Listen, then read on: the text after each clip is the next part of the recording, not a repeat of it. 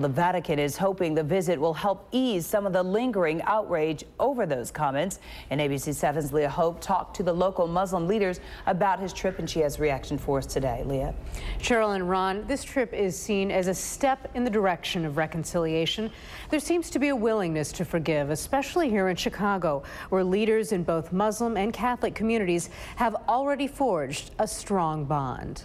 The visit, originally designed to bridge an ancient gap between Roman Catholics and Orthodox Christians, has grown in significance. Pope Benedict's visit to Turkey is also seen as an attempt to repair relations between the Vatican and Muslims. Some protested the Pope's visit to Turkey. It was his first visit to a Muslim country since becoming Pope, and it comes 2 months after making an historic reference that linked Islam to violence. Locally and worldwide, Muslims were concerned about the pontiff's remarks, reinforcing negative stereotypes. Some locally are hopeful more reconciliation will come from the Pope's trip to Turkey. I hope that the Catholics around the world will see his visit as a springboard toward embracing dialogue with Muslims and Muslims in Muslim countries.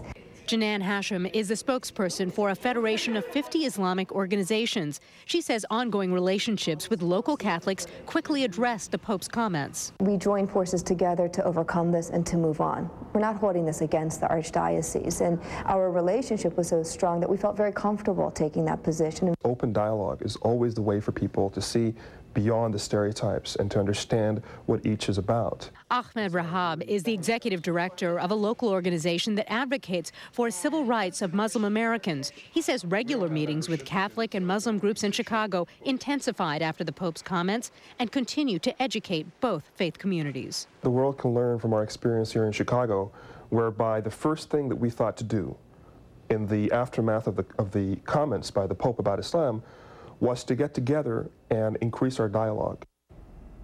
The Chicago Archdiocese has had regular meetings with the Council of Islamic Relations of Greater Chicago for the last 9 years. An example of the ongoing relationship between faith communities. One of Cardinal George's first public appearances after major surgery earlier this year was to break the fast at the end of Ramadan with local Muslims last month. So that was really seen as significant because he had been so sick. And they're looking forward to this Turkey trip, and apparently the Pope is also going to visit an important mosque. So they're hoping to move forward and hope everyone else moves forward. All right, thanks, Leah. That's good.